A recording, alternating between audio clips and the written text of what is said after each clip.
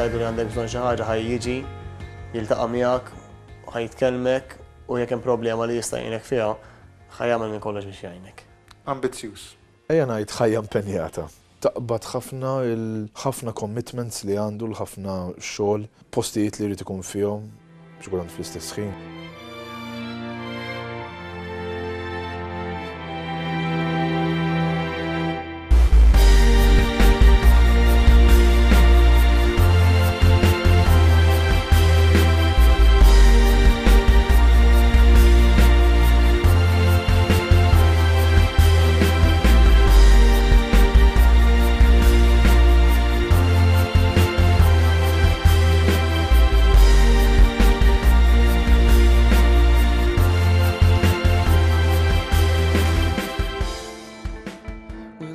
Illum il-ġurnata iktar jiena ħanajdu hekk magħruf bħala Carlos tat-television, mhux l-attur.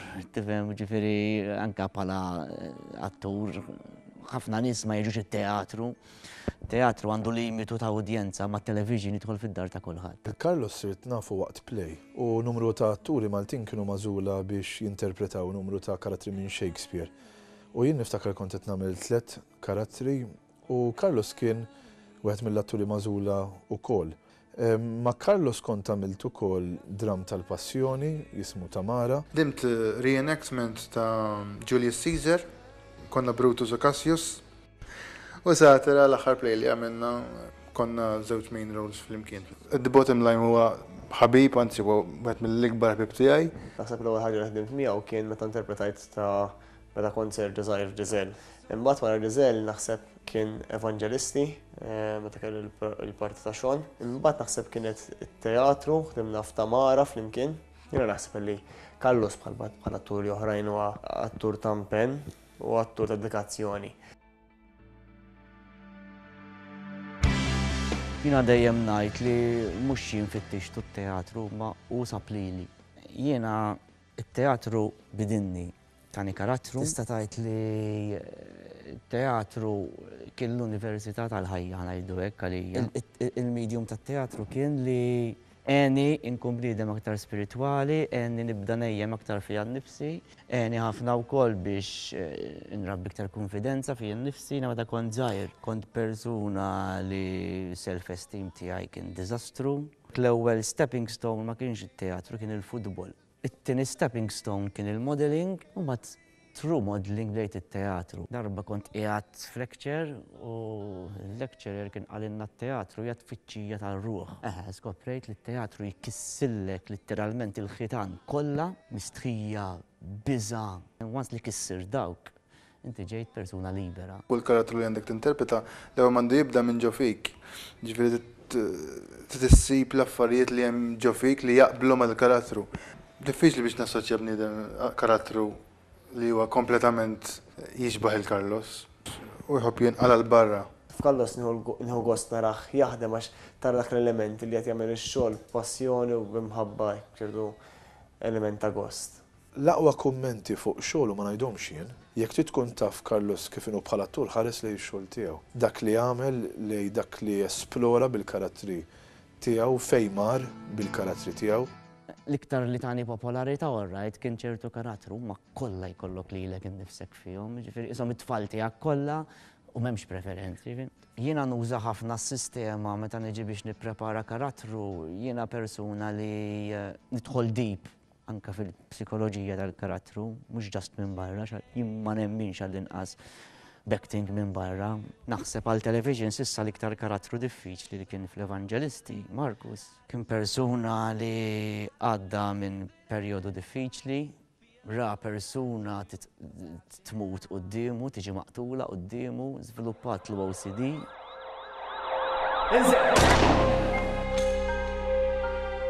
Fl-opinjoni tiegħi karattru ta' Marcus il-Carlos affettwah xejn mhux ħażin fis-sens.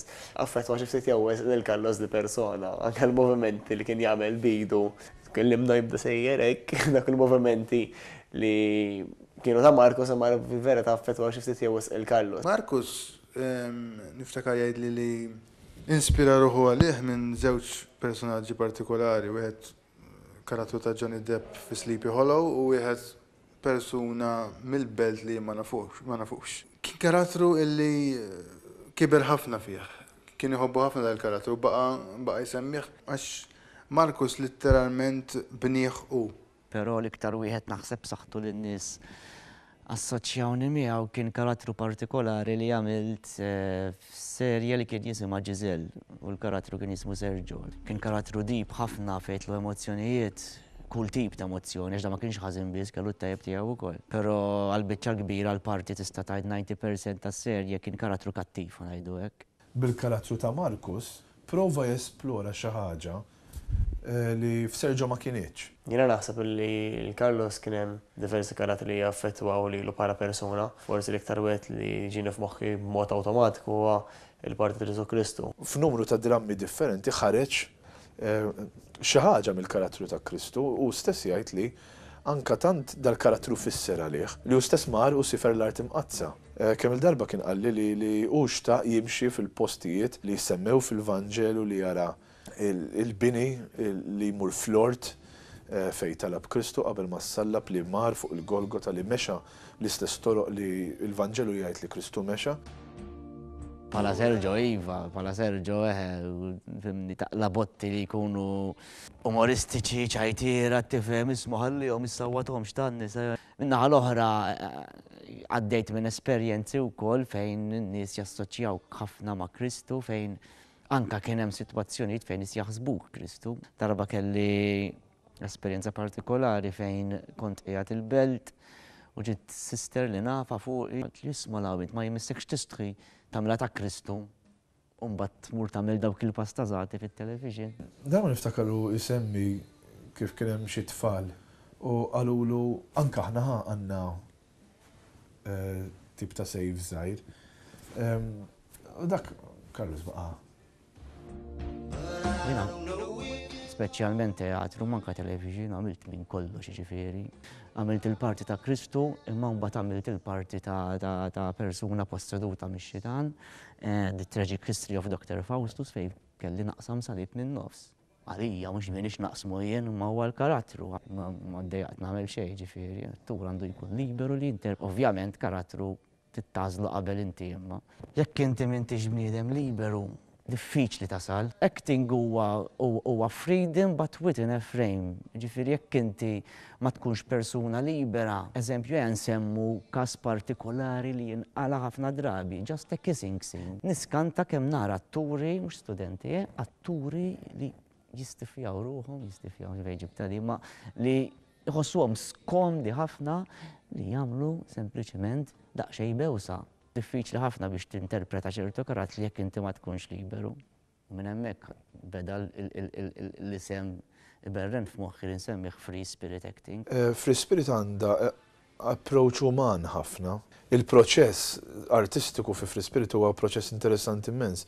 Xi kultant tisbaħ mix-show innifsu u mill-lider bazzew għax fajtem u llum direttur fil-kumpanija ġifieri. 3 snin ilu bdejna din il-ħolma u naħseb din il-ħolma kif tafu kif qed taraw irnexxiet, anzi għadna laqqas biss bdejna. Carlos jinżel ħafna l-level tal-ewnet, għandna tipi ta' studenti differenti, kemm bħala etajiet, kemm bħala abilitajiet, għandna persuni bżonni speċjali. Ovvjament għaddejna minn ħafna affarijiet sbieħ, ovvjament bħal kollox fil-ħajja dejjem ikun hemm l-ups and downs, kien hemm momenti koraħ ukoll flimkien. Dal-aħħar kienna t-telfa ta' waħda mill-grupp tagħna, Shirley Sultana, telfa li ħassa kulħadd, ħadd ma stennija ovvjament. Fil-funeral tagħha kien moment fejn għadna flimkien b'mod differenti ovvjament. Però jekk ġurnata tipika l-iktar waħda ħanajdu hekk komuni. Filgħodu, nipprova nieħu daqsxejn breakfast.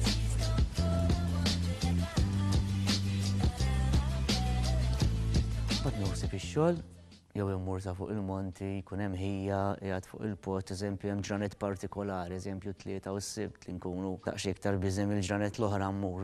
Mmur nara li l-ħanut kollox sew. Mar nofsinhar mmur nikol għand il-mami ġifieri. Enfisset naqa. Għandu ħuħ li jom iż-żewġ allura għandu tfalu, Carlos baqa d-dar. Carlos bnidem li jikol tard, ħafna.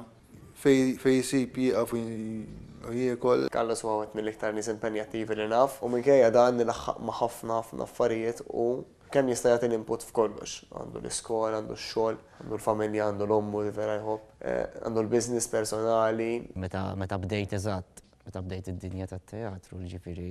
Kelli l-ewwel esperjenza li dak iż-żmien kont f'relazzjoni kienet qalt li ħażel jew teatru jew jien. Kienet għażla diffiċli immens għax dak iż-żmien kull ma kont nagħmel kif għadlek play ta' Kristu darba f'sena.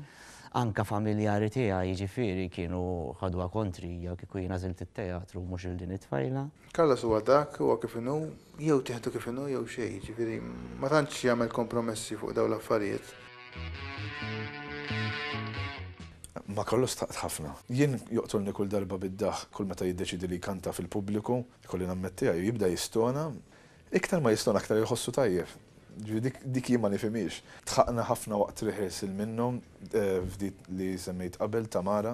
Immur f'wiċċ Carlos li kienet jagħmel parti ta' Kristu u kelli ngħidlu klimek faħxi għad jixlik. Jew għax kont bl-emozzjoni, jew għax waħlet li l-exxe ma għatlu klimek faħxi ħarġet kelmu oħra li tirrima ma jixlik imma li ma tistax tajda f'dram tal-passjoni mhux ħanajda hekk. Klimek faħxi. Għat jixlik Ġesu ta' Nazaret. Difetti ta' Carlos bħal kulħadd għandu d-difetti tiegħu wkoll. L-ikbar waħda tiegħu hija l-ħin, inut li tiftijem miegħu, l-alloċċa li ma jeżistix. U Carlos dejjem on the way. Qed tweġiba ta' Carlos I'm on the way. Probably kun nisel it-taraġġ ta' dan ukoll on the way tkun. Attur bisma u ħadd ta' Malta, sa fejna fien li tgħix minn paga ta' attur biss. Fimni, kieku nagħmlu għall-flus, kieku ilna limitna bil-ġuħ. Jien naħseb li Malta bħala pajjiż ma jippermettix industrija daqshekk kbira li tesiġi nies li jaħdmu l-ħin kollu full time. Xi ħaġa li laqtitni f'dak li qalu li atturi barranin. Imma li jgħaddu minn xi ħaġa li aħna ma ngħaddux. Hija li meta huma għaddejjin bi produzzjoni huma jgħidulek ħana rassa meta ħnerġa' nsib xogħol. Malta għandha r-riżorsi tagħha u għandha riżorsi tajbin. U jekk l-attur jieħodha bis-serjetà, għandu ħafna x'jitgħallem minn Malta. Ovvjament iktar ma wieħed imur barra, iktar naħseb li hu jkompli jfittex biex ikun attur aħjar. Sfortunatament naħseb iżda li l-attur ta' televiżjoni m'għadux l-istess bħal ma kien qabel, għaliex qabel kien hemm ċertu studju, ċertu teknika biex issir attur u biex tasal sat-televiżjoni, tal-lum il-ġurnata saret ħafna iktar faċli li tasal għat-televiżjoni. Jista' jkun li dan huwa ġej minn naħa tal-kumpanija teatrali li jażlu atturi li minflok jażlu għall-abilitajiet tiegħu fid-drama jażlu ħabba id-dera, però qegħdin insibu talent ġdid. Illum qed nippruvaw nsiru daqsxejn iktar tekniċi, mhux f'sens artistiku biss anke f'sens tekniku bħala dawl, sound, nippruvaw nersqu lej livell professjonali għalkemm għandna budgets limitati immens, kulħadd jagħmel dan ix-xogħol b'sakrifiċċju kbir. Kont Londra u rajt place partikolari fejn ikonnhom guests bħala main actors ikun hemm guests kont qajt ma' Christian Slater, ma' Jeremy Irons. Ngħidu Londra li hija waħda mill-bliet Ewropej kapitali fejn jidħol it-teatru u d-drama. 90-95% tal-atturi huma unemployed hemmhekk. It-triq hija diffiċli, mhijiex impossibbli, hija diffiċli imma li titlaq kollox, speċjalment illum li stabbilixxejt ċertu business, stabbilixxejt l-iskola, stabbilixxejt li l-innifsi hawn Malta. Tal-limu minn Carlos huwa illi jiġri fil-ħajja qatt m'għandek tagħta qalbek, meta kont għaddej minn żmien ħażin, għalli tkisser issa, għalli għax il-qudiem qatt tirringrazzja l-Alla ġralek tal-Iżraelek. N-nies tihom iktar milli jħallsu għalih. Jekk in-nies tawk ammont tagħtihom jew bħala servizz jew bħala prodott. Xi ħaġa li tiswa iktar minn dawk li dawk in-nies. L-aspirazzjoni tiegħi il-qudiem huma li l-iskola tkompli tikber bil-mod kif qed tikber. Bilan dejjem li tagħmel il-ġid, bħala attur inkompli niskopri diversi karattri oħra, kun pożittiv fil-ħajja dejjem u kun liberu li tagħmel u tajt u tesprimi lilek innifsek u l-valuri li dejjem hemmint fihom. Kun int u hemmx il-qudiem.